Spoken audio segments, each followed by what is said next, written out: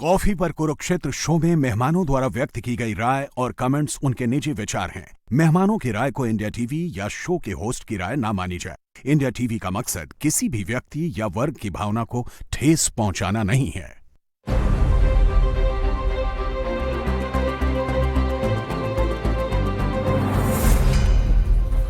नमस्कार, बहुत बहुत स्वागत है आप सभी का आपके प्रोग्राम कॉफी पर कुरुक्षेत्र में। मैं हूं सौरभ शर्मा, आपके साथ बातें खुलकर करते हैं, वो बताते हैं जो कोई और आपको नहीं बताता। प्रोग्राम में प्रदीप सिंह जी आ चुके हैं। सर बहुत स्वागत है आपका। अनंत विजय जी कई दिनों के बाद आए हैं। सर बहुत स्वागत है आपका भी, विशेष स्वागत सर आपका। नमस्ते सर, नमस्ते। अनंत संभावनाओं के साथ आए और इंडिया टीवी के पॉलिटिकल एडिटर देवेंद्र पराशर हमारे साथ हैं। सर आज बहुत टेढ़ा काम करना है आप लोगों को, बहुत ही टेढ़ा। कि पहले तो ये बताना है ट्रंप और मोदी जी के बीच क्या बात हुई है। चलिए वो तो ये देख लेंगे, ठीक है। ठीक है सर। फिर आपको ये बताना है सर कि क्या भारत इसमें कुछ मीडिएशन करा रहा है क्या, ये वाला आप ले रहे हैं। आप ऐसे भी आज काले वकीलों वाले उसमें आए हैं, ठीक। और प्रदीप जी ये बता देंगे ट्रंप वॉर कब रोक रहा है। अच्छा एक चीज बताओ आप सौरभ जी, ये बताइए आप इतने ऑब्सेस्ड क्यों हैं ट्रंप से? कल ऐतिहासिक नारी वंदन अधिनियम आ रहा है और आप ट्रंप पर चर्चा कर रहे हैं। सर गैस नहीं जलेगी अगर, तेल महंगा हो जाएगा, लोग अफवाह उड़ाने वाले कम है क्या? तो नारी पर ही पड़ेगा, कोई असर नहीं पड़ने वाला है। क्या तेल महंगा हुआ भारत में उतने संकट के समय में? मैं तो मानता भी नहीं कि होगा आगे जाके। न पेट्रोल बढ़ेगा न ये बढ़ेगा। बिल्कुल बिल्कुल। भविष्य की किसी ने नहीं देखी है, लेकिन आज की स्थिति में जो है सर, इसीलिए हमें लगता है कि महिलाओं को ऐतिहासिक अधिकार देने जा रही है मोदी सरकार। इस पे भी बात हो जाएगी सर, ठीक है। पहले ये वाला निपटा देते हैं। 40 मिनट बात हुई सर मोदी जी और ट्रंप की। मैं तो इमेजिन ही करता रह गया कैसे बात होती होगी ट्रंप से 40 मिनट बाद। जिस आदमी का अटेंशन स्पैन 1 मिनट भी नहीं है, प्रेस कॉन्फ्रेंस देख लीजिए आप उसकी। मोदी जी ने उससे 40 मिनट बात की है। सामने वाला और फिर लिख दिया माय फ्रेंड डोनाल्ड ट्रंप। सामने वाला कौन है इस पर भी डिपेंड करता है ना। आप किससे कितनी देर, अब मुनीर होता है या कौन, क्या नाम है, कौन शरीफ, शहबाज शरीफ। ये बात ना मजाक आपको लग रहा होगा हम लोग मजाक कर रहे हैं, मजाक नहीं। आप खुद सोच के देखिए, दो हेड ऑफ स्टेट्स के बीच में 40 मिनट बातचीत मायने रखती नहीं रखती सर इन हालात और वो भी टेलीफोन पर। अच्छा, आमने सामने हो तो भाई कुछ कोई और बीच में आ जाए या कोई और जो है उसमें व्यवधान आ जाए, कुछ हो जाए, चाय ही आ जाए। फोन पर तो वो सब गुंजाइश भी नहीं है, लगातार आप बात कर रहे हैं। इसका मतलब दोनों तरफ से, दोनों तरफ की टीम की काफ़ी तैयारी है। तैयारी के बाद ये बातचीत हुई है। देखिए इस पूरे उसमें देखिए तो ट्रंप ने किसी देश के शासनाध्यक्ष को छोड़ा नहीं, जिसकी बेइज्जती न की हो, जिसके खिलाफ न बोला हो। एक आध बार दबे स्वर में जो है प्रधानमंत्री के खिलाफ बोलने की कोशिश की, लेकिन ज़्यादा हिम्मत नहीं की, नहीं कर पाया। ये बात ट्रंप को समझ में आई कि मोदी के खिलाफ बोलेंगे तो फंस जाएंगे, क्योंकि बात केवल भारत की नहीं है। वर्ल्ड ओपिनियन जो है वो और ज़्यादा ट्रंप के वैसे भी पक्ष में नहीं है, और ज़्यादा खिलाफ हो जाएगी। और पूरी दुनिया प्रधानमंत्री नरेंद्र मोदी को बहुत सीरियसली लेती है। ये बात ट्रंप को इस बात का एहसास है। ये 40 मिनट की बात इस क्राइसिस के दौर में यही बताती है कि वो बहुत सीरियसली ले रहे हैं भारत को, और उनको लग रहा है कि इसमें भारत की भूमिका हो सकती है, और ख़ास तौर से चीन जैसे खुलकर सामने आया। देखिए एशिया के दोनों बड़े देशों से अमेरिका जो है एक साथ पंगा नहीं ले सकता। अगर चीन खिलाफ आया है खुल के, तो भारत को अमेरिका को साथ लेना ही पड़ेगा। भारत को इग्नोर नहीं कर सकता। और चीन को कंट्रोल करने के लिए, ये कंट्रोल तो नहीं कहना चाहिए, शब्द ठीक नहीं है, लेकिन चीन के दबाव को संतुलित करने के लिए भारत की ज़रूरत है अमेरिका को। और जो भी चीन को आपका मानना है ये बातचीत जो है मेजरली ये इसी वेस्ट एशिया क्राइसिस के ऊपर ही थी? बिल्कुल हुई होगी, खास तौर से चीन के आने के बाद। देखिए मेरा मानना है कि ट्रंप ने ये जो कदम उठाया ब्लॉकेड का, ये दरअसल एम था चीन पर जी, कि चीन और ईरान के बहुत अच्छे संबंध हैं। न ईरान का काम रुक रहा है, न चीन का रुक रहा है। दोनों का काम रोक दो भाई, नुकसान दोनों का होगा। ईरान का तेल नहीं बिकेगा, चीन को सबसे ज़्यादा तेल ईरान से मिलता है। तो ये नहीं कहा कि हम पूरा रास्ता रोक देंगे, जो ईरान ने किया। कहा ईरानी पोर्ट से जो चलेगा जी, और जो ईरानी पोर्ट को जा रहा होगा, टैंकर या शिप जो भी है, उसको नहीं जाने देंगे। सर होक दोनों में से कुछ भी नहीं रहा। चीन का जहाज भी बाहर निकला और ईरान का जहाज अंदर भी गया है। ये ब्लॉकेड के बाद ही मैं एक दो अपडेट आपको दे देता हूं। देखिए, पहले तो इसमें यहां उतना दूर ना भी जाएं कि वॉर रुकवाने में भारत कुछ करेगा। अब क्या भारत की कोई मीडिएशन में भूमिका होगी या व्हाटएवर, मतलब कि कोई प्राइम मिनिस्टर से एक्सपेक्टेड है, वो ट्रंप एक्सपेक्ट कर रहे हैं कि कोई किरदार अदा कर दें जंग रुकवाने में। पहले तो ये चिंता करनी चाहिए ना हमको कि अगर ये जंग लंबी जाती है तो हमारा बंदोबस्त सब है कि नहीं है। पहली बात तो ये हो ही गया, तो कितने मतलब 2 महीने होने को आ ही गए, मेरे ख्याल से 7वां हफ्ता तो चल ही रहा है ये लड़ाई का, तो क्लोज टू 2 मंथ्स हमारे देश में ऐसा कोई संकट नहीं है।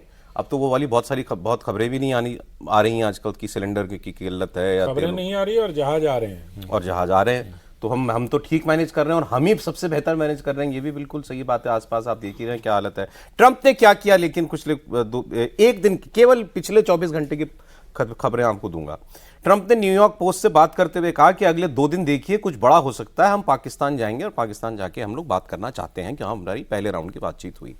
ईरान ने भी इसके लिए लगभग हामी भर दी है, तो ये हो सकता है कल या परसों भी, क्योंकि ट्रंप ने अगले 2 दिन कहा, तो ये हो सकता है कि वहां पर ये बातचीत हो। ये पहली खबर। फिर दूसरी खबर जो है चाइना को लेकर, सर आपने जो कहा कि कोई कॉन्फ्रंटेशन चाइना के साथ बन रही है, तो ट्रंप ने अभी ये थोड़ी देर पहले कहा है कि चीन मान गया है, शी जिनपिंग मान गए हैं कि वो ईरान को हथियार नहीं देंगे और इसके बदले में स्ट्रेट ऑफ हॉर्मुज पूरी तरह खुलेगा। मतलब वो कह रहे हैं मेरी कमिटमेंट है कि स्ट्रेट ऑफ हॉर्मुज खुलेगा, उससे कमिटमेंट है कि तुम हथियार नहीं दोगे, और इस पे वो मान गए। और उन्होंने कहा बड़ी ग्रेट मीटिंग होने वाली है मई में जब मैं जाऊंगा। तो ये भी ये ध्यान रखिए कि मई का दौरा ऑन है अभी ट्रंप का चाइना का। वो दौरा तभी कामयाब होगा जब ये जंग रुक जाएगी, वरना तो शायद दौरा हो ही ना। फिर उन्होंने ये भी कहा है, एक इंटरव्यू में उनसे पूछा गया कि जंग क्या रुकने वाली है, तो उन्होंने कहा I think it's close to over, लगभग बंद हो गई है। तो इसको भी ध्यान रखना चाहिए। और साथ साथ ट्रंप ने ये भी कहा है कि हमारे सारे ऑप्शंस टेबल पे हैं, मतलब वो बंदूक बगल में रखी हुई है बातचीत की टेबल पे। ये है सर। कोई हमारे विदेश मंत्रालय की तरफ से कोई खास रीड आउट कल की फोन कॉल का, या आपको कोई जानकारी हुई हो? नहीं, विदेश मंत्रालय की तरफ से कुछ भी नहीं बताया गया था। यहाँ तक कि जब सर्जियो गोर ने बता दिया कि ये बातचीत हुई है और 40 मिनट की बातचीत हुई है, ये सारी बातें सर्जियो गोर की तरफ से आई है, जो कि अभी ऑफिशियली आप देखें तो जो डोनाल्ड ट्रंप का नैरेटिव बिल्डिंग है, उसमें एक तरह से देखें तो उसका सबसे ज़्यादा अहम रोल अभी आ रहा है। तो उस लिहाज से उन्होंने इस बात को बताया, जबकि एम्बेसडर कोई और है यहाँ पे। दूसरी समझ सकते हैं कि फिर क्या मकसद रहा होगा, किस तरह से बातचीत कराई गई होगी। और तब विदेश मंत्रालय उस समय तक आधिकारिक तौर पे कुछ भी नहीं बताया था। पीएम की तरफ से जब ट्वीट आया तो आप कह सकते हैं कि वो भारत सरकार का पहला उस पर स्टेटमेंट था। 40 मिनट की बात किन किन चीज़ों पे हुई है, सब सर्जियो गोर ने स्टेटमेंट देकर उसमें बताया था। दूसरी तरफ निश्चित तौर पे भारत की सरकार इस पूरे मामले में अगर आप देखें तो बहुत कॉशस अप्रोच लगातार जो रख रही है। इस बातचीत के बारे में भी वही था, और जो आज जो बातचीत हुई मेरी विदेश मंत्रालय के अधिकारियों से, उसमें जो सामान्य चीज़ें, सामान्य प्रिंसिपल जिस पे हम लोग बातचीत करते रहते हैं कि भारत का ये स्टैंड है, उसी के इर्द गिर्द बोला गया है। मतलब भारत का जो कंसर्न है वो यही है अभी भी कि सबसे पहली चीज़ कि हमारे लोग सुरक्षित, दूसरा हमारी एनर्जी सिक्योरिटी बरकरार रहे। अभी तक की जो स्थिति है उसके हिसाब से चीज़ें एकदम कंट्रोल में हैं, और बस जल्द से जल्द खत्म हो जाए, तो वो उम्मीद कर रही है भारत की सरकार। उम्मीद ही कर रही है या कुछ कर भी रही है उसमें? नहीं, निश्चित तौर पे 40 मिनट अगर बातचीत हो रही है तो आप समझ सकते हैं ना कि क्या कर रही होगी। 40 मिनट हेलो है तो होता नहीं है। और भारत की स्थिति आप देखें तो उसमें 2 पोजिशन है। एक तरह से आप कह सकते हैं कि हाइब्रिड पॉलिसी दिखना आपको ये है कि हम न्यूट्रल हैं, लेकिन एक्टिव न्यूट्रल हैं। एक्टिव न्यूट्रल के पीछे नया गिरा है मार्केट में। तो उसके पीछे वजह यह है कि इजराइल आपका डिफेंस का इतना महत्वपूर्ण साझेदार, ईरान आपका स्ट्रेटजिक पार्टनर, इस रीजन में जो स्टेबिलिटी रहे वो आप पे फर्क पड़ता ही पड़ता है। इन सारे सिचुएशन में आप किसी तरह अलाइन नहीं हो सकते, और पाकिस्तान जो कुछ कर रहा था आप ओपनली बिल्कुल नहीं कर सकते।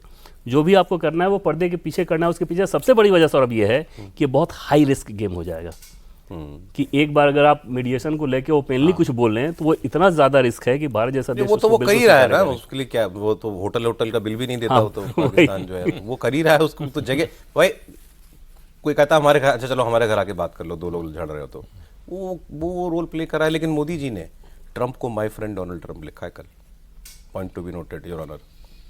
मुझे लगता है माय फ्रेंड डोनाल्ड तो हमेशा से लिखते रहे, कोई पहली बार तो लिखा नहीं है। बीच में बंद कर दिया था। अब बीच में तो वो जो क्या 50%, 75%, 100% वो सब करने लगे थे। देखिए, ट्रंप के साथ दिक्कत ये है, मैं प्रदीप सर की बात को थोड़ा सा आगे बढ़ाता हूँ। जॉर्जिया मेलोनी के खिलाफ एक इंटरव्यू दिया उन्होंने, जो कल इटली के सारे अखबारों में छपा है, और उसमें उन्होंने कहा कि मैं समझता था कि ये बहुत दमदार महिला है, ये तो कायर टाइप निकली, जिसका कोई भी मतलब उसका रिबटल नहीं आया इटली से। वहाँ के विदेश मंत्री ने उसका रिबटल दिया है ना, कि ऐसी बात नहीं है, ऐसा नहीं होना चाहिए। जबकि आप याद करिए कि जॉर्जिया मेलोनी जो थी वो ट्रंप की सबसे कट्टर समर्थकों में से एक थी, और जब ट्रंप जीते थे उसके पहले जॉर्जिया मेलोनी थी, फ्रांस के इलेक्शन में, जर्मनी के इलेक्शन में, तो ये एक ऐसी धुरी बन रही थी जिससे लग रहा था कि राइट विंग पॉलिटिक्स पूरी दुनिया में एक हो रही है। और इस एकता को किसने तोड़ा? राइट विंगर होने के बावजूद ट्रंप ने किसी को नहीं बख्शा, इंग्लैंड को, स्पेन को, फ्रांस को, इटली को, सबको तो आपने, पोप से भी झगड़ा कर लिया आपने, है ना। तो इस लिहाज से अगर हम देखें तो अब उनको मोदी की याद क्यों आई? मोदी की याद तब आई जब रूस का मंत्री चाइना पहुंच गया, विदेश मंत्री, हाँ, है ना। ये सारी घटनाक्रम को देखते हुए ट्रंप को मोदी की याद आई। ये अनायास ट्रंप अभी इस वक्त फोन करने वाले नहीं है, और वो भी 40 मिनट तक। ये है जो ये कह रहे थे ना, एक्टिव, क्या बोला आपने नया वर्ड? Active neutrality. और इस बीच आप भारत की विदेश नीति को देखिए, आपने अपने तेल मंत्री को खाड़ी देशों में भेज दिया to secure your energy supply, आपने अपने विदेश मंत्री को वहां भेज दिया खाड़ी देशों में।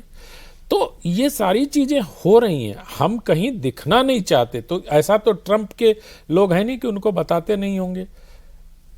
कभी कभी जो होता ना, हिंदी में एक शब्द है सौरभ जी, चुप्पी का शोर। इस युद्ध में भारत की चुप्पी का शोर ट्रंप ने बहुत अच्छे से महसूस किया, और उनको अब ये समझ में आ गया है। कहना जल्दबाजी होगी, क्योंकि ट्रंप ने उस दिन कहा था कि 48 घंटे में इतना बड़ा हमला होगा और 24 घंटे बाद युद्ध विराम की घोषणा होगी।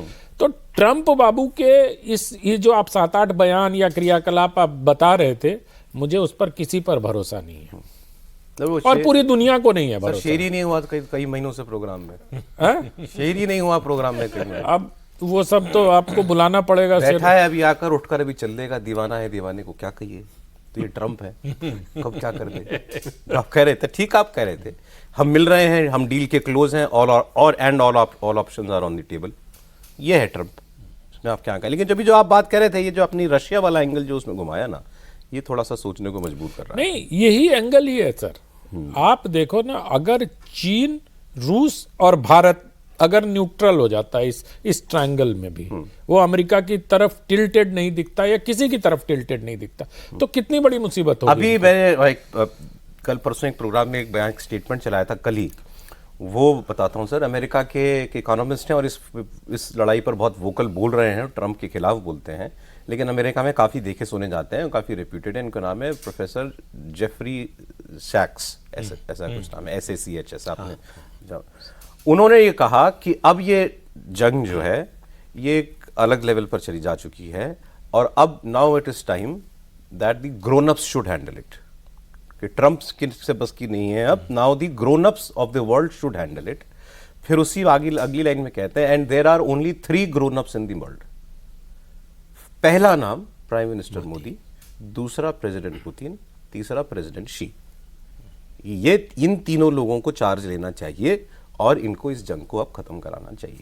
पहला नाम मोदी का लिया था उन्होंने, आप उसको गूगल भी करेंगे तो आपको मिल जाएगा। तो कुछ सोच के कहा होगा सर कि ये 3 लोग आए अब। नहीं, वो ठीक है, इस तरह की बात सोचने वाले बहुत लोग हैं, लेकिन सवाल ये है कि ट्रंप और ईरान ऐसा सोचते हैं क्या? आप मीडिएशन तो तब करेंगे जब जो 2 पक्ष हैं वो दोनों तैयार हों आपके मीडिएशन के लिए, आपको बुलाएं मीडिएशन के लिए, और ये एश्योरेंस दें कि रीजनेबल बात होगी आपकी तो सुनेंगे, मानेंगे। यहां दोनों पक्षों से आप ये उम्मीद नहीं कर सकते। ईरान के बारे में आपको पता ही नहीं किससे डील कर रहे हैं, कौन हाँ करके जाएगा, कौन जाकर ना कर देगा। ट्रंप अभी जो बोल रहे हैं और 1 मिनट बाद जो बोलेंगे उसके बारे में कोई गारंटी नहीं। लेकिन सर यही 3 लोग हैं जो अभी आप बात कर रहे थे, जिनके खिलाफ कुछ नहीं बोलते ना। हाँ, वो तो पुतिन के खिलाफ भी नहीं बोलते, क्योंकि उनको मालूम है कि अगर इन 3 लोगों के खिलाफ बोला, जिन लोगों के खिलाफ बोलते रहे हैं, उसका उनको कोई नुकसान नहीं होता। इन तीन के खिलाफ बोलने का नुकसान ट्रंप समझते हैं। तो ये जो हम लोग अंदाज़ा लगाते हैं ना कि ये बेकार की बेवकूफ़ी की बातें करते हैं, ऐसा नहीं है। वो अपना खेल खेल रहे हैं। ट्रंप जो इस पूरे युद्ध को अगर आप देखिए, जो 2 महीने होने जा रहे हैं, 2 हफ्ते बचे हैं, 1.5 महीने से ऊपर हो गया, उसमें आप देखिए सबसे बड़ा मुझे लगता है कि जो फ़ायदा हुआ अमेरिका को, डी-डॉलराइजेशन का मुद्दा जितनी तेज़ी से चल रहा था उसकी चर्चा भी बंद हो गई। दूसरा, अमेरिका का जो मिलिट्री इंडस्ट्रियल कॉम्प्लेक्स है उसको जो है उनके डिफेंस मिनिस्ट्री ने, जो अब वॉर मिनिस्ट्री हो गई है, सरकार ने $16.5 बिलियन के हथियारों की सप्लाई का कॉन्ट्रैक्ट दिया। तो अमेरिका का तेल खूब बिक रहा है, पहले से महंगे दाम पर बिक रहा है।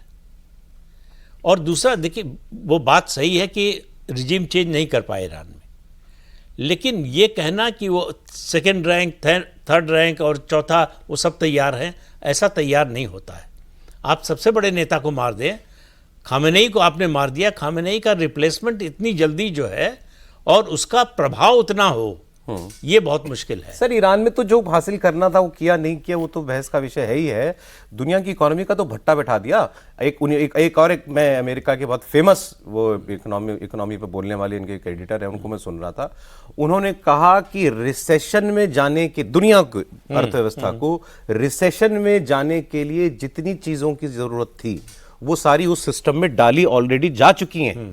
IMF, वर्ल्ड बैंक का अनुमान है कि ग्लोबल ग्रोथ जो है शायद 3% के करीब रहेगी। उन्होंने कहा 3% ग्रोथ को आप रिसेशन ही मानिए कि दुनिया की अर्थव्यवस्था रिसेशन में जा रही है। तो ये ट्रंप की लेगेसी होगी ना? बिल्कुल होगी। सवाल नहीं, ट्रंप तो केवल अपने जो मागा बेस है उनका उसको देख रहे हैं। उनको नवंबर का चुनाव दिखाई दे रहा है। सर, दुनिया डूबेगी अगर महंगाई बढ़ेगी तो? भाई, उस आदमी के पूरे स्वभाव को देखिए, कोई फर्क दिख रहा है आपको? पूरी दुनिया डूबेगी कि नहीं डूबेगी बात की बात है, अभी डूब रही है। बिल्कुल। कोई ऐसा देश है दुनिया का जहां एनर्जी क्राइसिस ना हो? इवन अमेरिका में भी जो है पेट्रोल के दाम बढ़ गए हैं। तो वो क्या सोच रहे हैं और क्या हासिल करना चाहते हैं? सवाल यह है कि इस 40 मिनट की बातचीत में ऐसी कोई बात आई क्या कि ट्रंप कहां जाकर रुकना चाहते हैं? अगर ट्रंप के मन की बात प्रधानमंत्री को पता चली है तो प्रधानमंत्री की भूमिका और महत्वपूर्ण और बड़ी हो सकती है। लेकिन दूसरी बात यह कि ट्रंप के मन की बात पर, वो अपने मन की बात पर टिके रहे, उसका कोई भरोसा नहीं है, उसकी कोई गारंटी नहीं है। इसलिए भारत खुलकर कभी मीडिएशन में नहीं आया। सर, मैं तो फिर वही कहूंगा, 40 मिनट की बातचीत में जो कुछ भी ट्रंप ने मन की बात कही, उसके बाद प्रधानमंत्री ने माय फ्रेंड लिखा है। पसंद ही आई होगी निश्चित तौर पे, और वो इसी दिशा में होगी। जैसे डोनाल्ड ट्रंप की सिचुएशन को अगर देखें आप, तो एकदम से समझ में आ रहा है ना कि वो निकलना चाहते हैं किसी तरीके से। बिल्कुल। नेतन्याहू को अपीज करने के लिए एक तरीके से वो कूद तो गए, लेकिन अब उनको एक विंडो चाहिए जिसमें से वो निकल जाए अपनी डोमेस्टिक पॉलिटिक्स। मान लीजिए सीनेट में अभी उनकी जो अप्रूवल रेटिंग आ रही है, जो वहाँ सर्वेज हो रहे हैं उसमें लोकप्रियता गिर रही है। मिड टर्म इलेक्शन में अगर हारे तो फिर इम्पीचमेंट का आगे खतरा। तो ये सारी चीज़ें तो उनको नज़र आ रही हैं।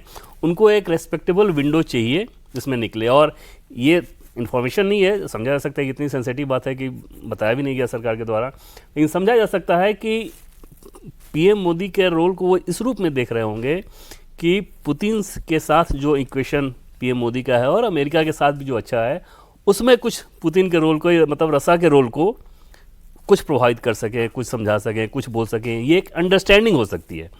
इसके अलावा जैसे अब इजराइल, दो दिक्कत ये है कि मुख्य पार्टनर इजराइल और ईरान है, अमेरिका नहीं। नेतन्याहू एकदम ऐसा लगता है कि वो अड़े हुए हैं कि उनको एक ना एक फ्रंट खोले ही रखना है, कि उनको ऐसा लगता है कि युद्ध अगर खत्म हुआ तो मुझे हटाया जाएगा उसके बाद, तो उसके बदले आप लंबा उसको खींच रहे हो। भारत के साथ स्थिति ये है कि ऑप्शंस आपके इतने लिमिटेड हैं कि उन लिमिटेड ऑप्शंस में ही जो कुछ करना है। तो ये एक अंडरस्टैंडिंग ये बन रही है, बट इन्फॉर्मेशन नहीं है कि शायद रसा के रोल को लेकर बातचीत लंबी। एक खबर जो वेस्ट अमेरिकन मीडिया ने एक और रिपोर्ट की है बड़ी सीरियसली, उन्होंने कहा है कि देखिए इश्यूज जो हैं 3 हैं और इन तीनों पर आगे बढ़ने की बहुत सारी संभावनाएं, अनंत संभावनाएं। 3 इश्यूज जो है, न्यूक्लियर पे तो ये पहले ही, इस लड़ाई से पहले ही जो बातचीत कर रहे थे स्विट्जरलैंड में, उस पर काफ़ी आगे बढ़ चुके थे ये। तो ऐसा नहीं है कि न्यूक्लियर में कोई स्कोप नहीं है, गुंजाइश नहीं है इशू पर बात करने का। स्ट्रेट ऑफ हॉर्मुज, कोई सोल्यूशन न्यूक्लियर का होता है तो हॉर्मुज का ऑटोमेटिकली आ जाएगा। तीसरा इशू एक है जिसकी चर्चा कम हो रही है, ईरान बड़ी सीरियसली अपने लिए कॉम्पनसेशन मांग रहा है कि इस नुकसान की भरपाई कौन करेगा। ये जो आपने 1.5 महीना बम बरसाए हैं, इसकी भरपाई कौन करेगा, और इसी के लिए वो स्ट्रेट ऑफ हॉर्मुज पर टोल लगाना चाहता है। तो उसका दूसरा पक्ष भी आ रहा है कि आपने खाड़ी के देशों का जो नुकसान किया उसकी भरपाई कौन ठीक है, करेगा। वो भी डैमेजेस मांगेंगे अपने। वो कह रहे हैं कि आपके जो एसेट्स फ्रीज किए गए हैं और आपका जो तेल है उसको बेचकर उसकी भरपाई। बट सर मैं ये कह रहा था कि वही जो लोग ये रिपोर्ट कर रहे हैं वो ये भी कह रहे हैं कि इन तीनों ही मुद्दों पर सहमति बनाना चाहें तो बन सकती है, ऐसा नहीं है कि नहीं बन सकती। इतना तो आ ही गया था ना कि इन्होंने कहा तुम 20 साल के लिए मॉरिटोरियम दे दो न्यूक्लियर पे, वो कह रहा था 5 साल, 20 और 5 कहीं तो बीच में जाके मिल सकते 10 पे रुक सकता था। देखिए मुझे लगता है कि ट्रंप इस समय हताश हैं और अब उन्हें वे आउट ढूंढना है। वो मागा वागा घुस गया। अब मेक अमेरिका ग्रेट अगेन, अब ये जैसे कह रहे हैं $16.5 बिलियन का ऑर्डर दिया है, किसके बेसिस पे दिया? कहीं से तो काटेगा ना। ऐसा तो नहीं है कि $16.5 बिलियन उसको नहीं बेच रहे हैं, खरीद नहीं रहे। नहीं, किसको बेच रहे हैं? खाड़ी के देशों को।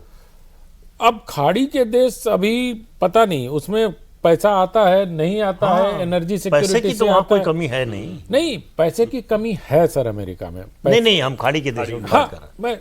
वो ठीक है, पैसे की कमी नहीं है, लेकिन जो स्थिति अभी खाड़ी के देशों की बन गई है उसमें पैसे वो खर्च नहीं कर सकते। अब ये समय नहीं है कि आप अपनी सिक्योरिटी के लिए हथियार खरीद के अपने को सिक्योर कर लो। यही समय है। अब पता नहीं, मुझे तो ये लगता है कि युद्ध के समय अब खाड़ी देश में हथियार आएंगे कहां से, बनने में कितना समय लगेगा, क्या तब तक अगले 6 महीने तक हमारे यहाँ मतलब इस इलाके में युद्ध चलता रहेगा? ये सारी चीजें अमेरिका की जनता में एक असंतोष ट्रंप को लेके, जो ट्रंप के समर्थक थे वो भी सोच रहे हैं कि भाई हम शांति से अपना ग्रोथ देख रहे थे, हम एक बढ़ रहे थे। अगर नहीं होता तो अमेरिका की सड़कों पे लाखों लोग ट्रंप के खिलाफ नहीं उतरते। मैं उसको इस नज़रिए से भी देखता हूँ। और जैसा इन्होंने कहा पराशर जी ने कि अगर इम्पीचमेंट आ गया मध्यावधि चुनाव में हार के बाद, ये सारे खतरे उसके पास हैं। ऐसा नहीं है कि वो एकदम से अमेरिका फ्लरिश कर रहा है। वेनेजुएला के फ्रंट पर भी वेनेजुएला से तेल निकालने में या उसको सप्लाई करने में, आप जिसको दे रहे हो महंगा दे रहे हो ना। अभी तो जिसको जरूरत है वो बहुत न्यूनतम आपसे लेके अपनी जरूरतों को पूरा कर रहा है। उसके बाद आपका क्या होगा जब युद्ध विराम हो जाएगा? तो ये क्योंकि फॉरेन पॉलिसीज जो होती है ना वो लॉन्ग टर्म होती हैं। बहुत तुरंता तो युद्ध के समय आपने तुरंत कहा कि कर लो, लेकिन लोग याद रखते हैं। अब आपने इटली के रूप में, स्पेन के रूप में, फ्रांस के रूप में, जर्मनी के रूप में अपना एक भरोसेमंद एलाई को कम से कम क्षोभ में तो डाल दिया। भरोसा तो खत्म हो चुका है, मतलब तो दुनिया चलो मैं भरोसा का मैं नहीं भी मानता हूं।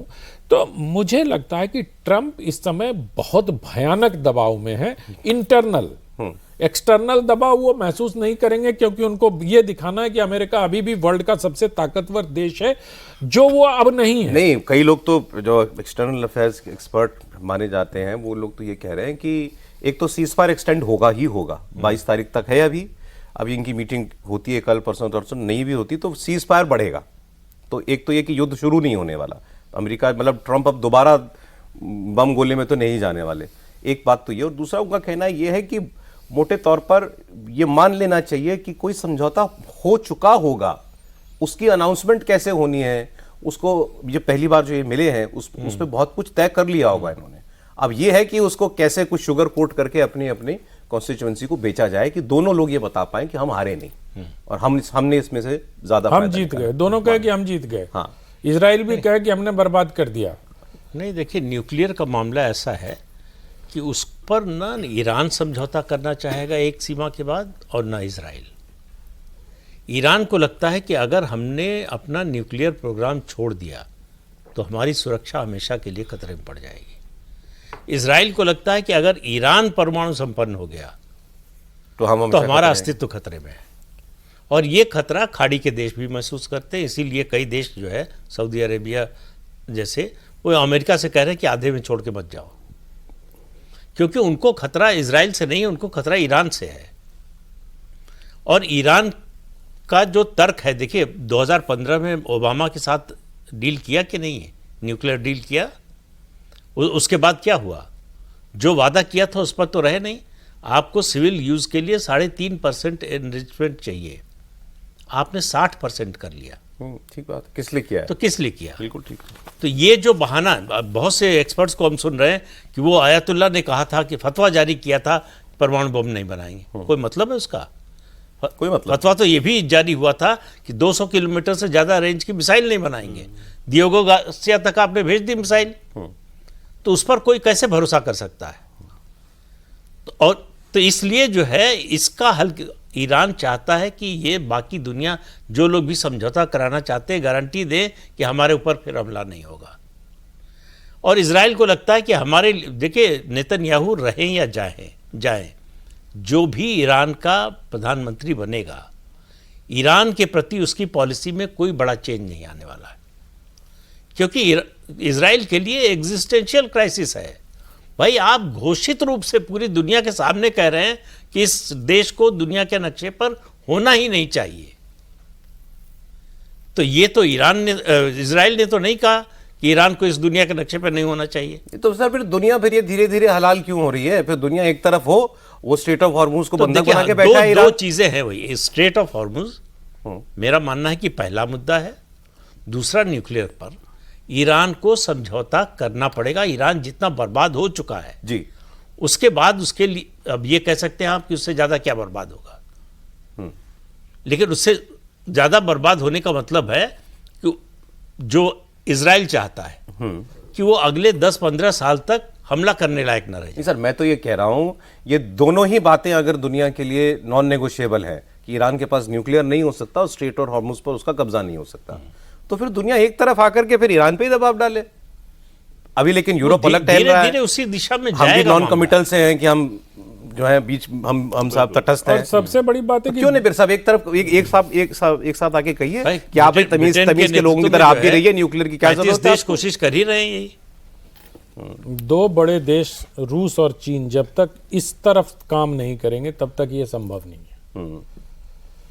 परोक्ष रूप से रूस का भी और चीन का भी समर्थन है ईरान को, बिल्कुल है ना। और ट्रंप ये कह रहे हैं कि चीन मान गया हथियार नहीं देगा, तो मतलब अभी तक दे ही रहा था हथियार। हाँ, उन्होंने वो तो, घोषणा की है तो। और चीन को रूस के लिए भी अवसर है ये अपने तेल को सप्लाई करने का। अरे खूब बेच रहे हैं। तो मैं वही कह रहा हूं, मतलब रूस क्यों चाहेगा कि युद्ध विराम हो जाए? जी, तो ये बड़ी एक अजीब सी सिचुएशन में फंसी हुई है। लेकिन मुझे लगता है कि रूस, चीन, भारत, अमेरिका युद्धबंदी की कुंजी इन्हीं के पास में है, क्योंकि भारत की बात नेतन्याहू भी कुछ हद तक समझ सकते हैं, मानने की बात नहीं कर रहा हूं। भारत की बात कुछ हद तक ईरान भी समझ सकते हैं, क्योंकि भारत ऐसा नहीं करेगा ना कि एक पत्र अमेरिका को दूसरा देगा और ईरान को दूसरा देगा। जो होगा भाई सामने रख देगा।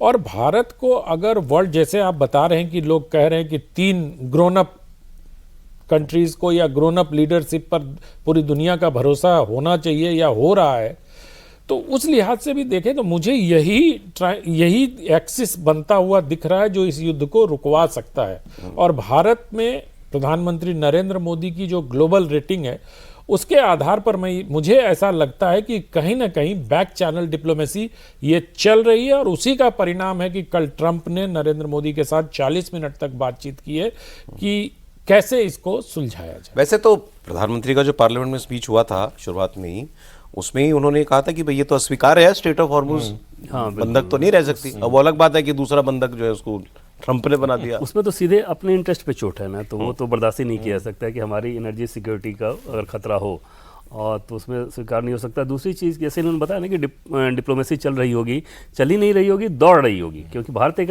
अकेला ऐसा देश जो कि खाड़ी के 8-9 देशों से पीएम मोदी की बातचीत हो रही है, ईरान से बातचीत हो रही है, इजराइल से बातचीत हो रही है, अमेरिका से बातचीत हो रही है, रसिया से बातचीत हो रही है। तो एक अकेला ऐसा देश जो कि सब तरफ बातचीत कर रहा है और लगभग सबसे ज़्यादा भरोसा की अगर बात करें तो भारत की पोजिशनिंग ही है। बस दिखना यह है कि आपको ओपनली उसमें नहीं जाना है, डिप्लोमेसी जैसी होनी चाहिए उसी तरीके से किया जा रहा है जी।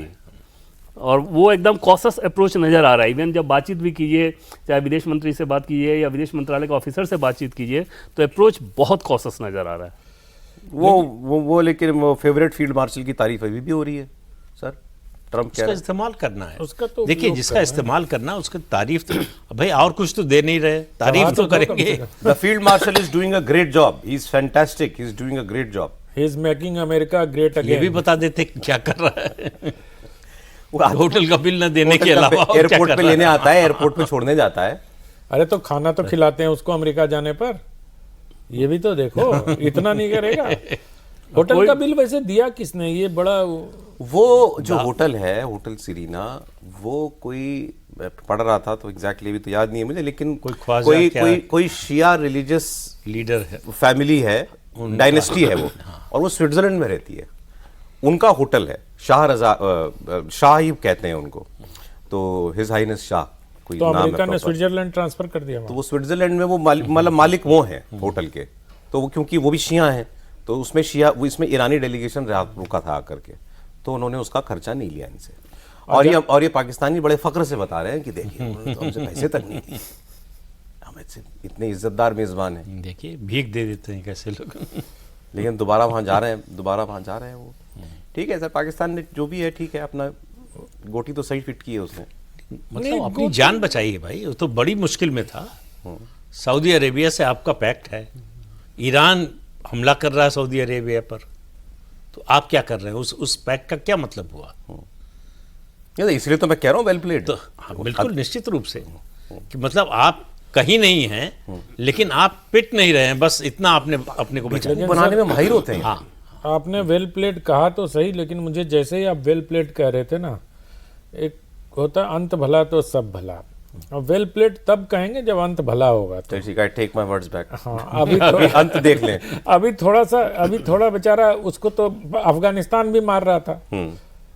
वो तो पता नहीं लड़ाई क्या हुई, वो तो वो बाद में बात ही चीन नहीं ने हो पा कुछ रही। मेडिएशन कराई थी और दोनों में बातचीत करवाने का प्रयास इंडियन किया। जब हम लोग भी मार रहे थे ना पाकिस्तान को ऑपरेशन सिंदूर में, तो जो सोर्सेज के द्वारा जो जानकारी है कि पाकिस्तान ने फिर जब पाकिस्तान को ये भनक मिल गई कि अब इंडियन नेवी अटैक करने वाली है, तो वहाँ पर मोहम्मद बिन सुल्तान को, MBS को उन लोगों ने बताया कि समझौता करा दीजिए।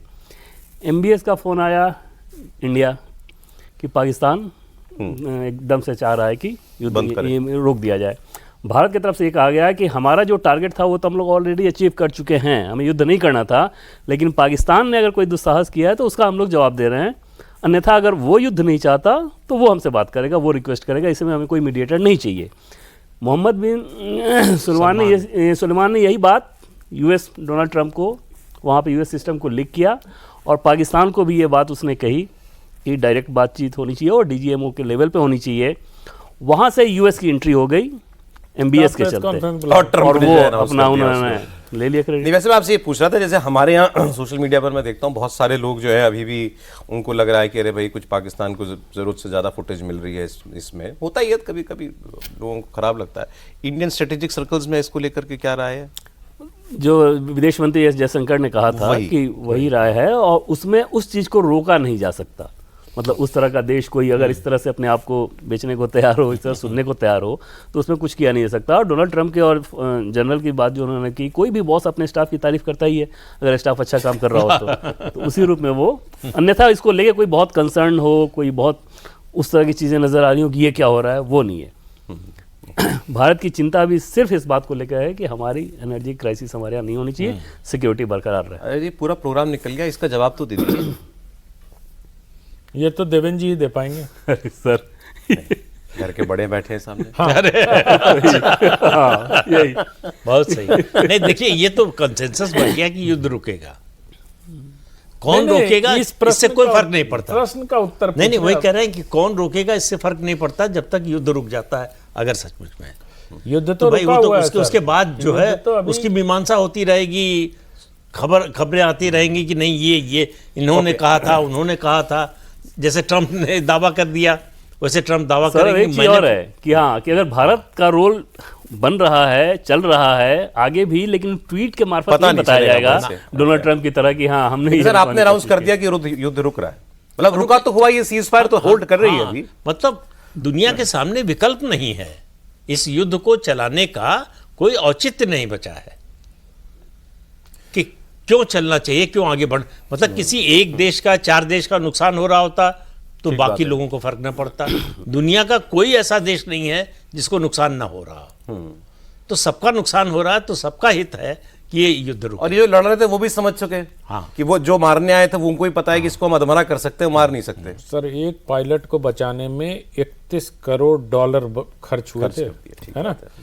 बहुत दावे किए थे अमेरिका ने बढ़ चढ़ के कि खर्क द्वीप पर हम ग्राउंड चढ़ाई अटैक कर देंगे, करेंगे, हाँ। है ना। ग्राउंड अटैक का एक सैनिक उतार नहीं पाए वहां। तो अब क्या है कि ईरान को इराक समझने की गलती हो गई सर, कि जैसे सद्दाम हुसैन को पकड़ के फांसी पे, उनको भी याद करिए इसी तरह की क्या WMD weapon of mass destruction है वहां, इसलिए हम उन पर हमला कर रहे हैं।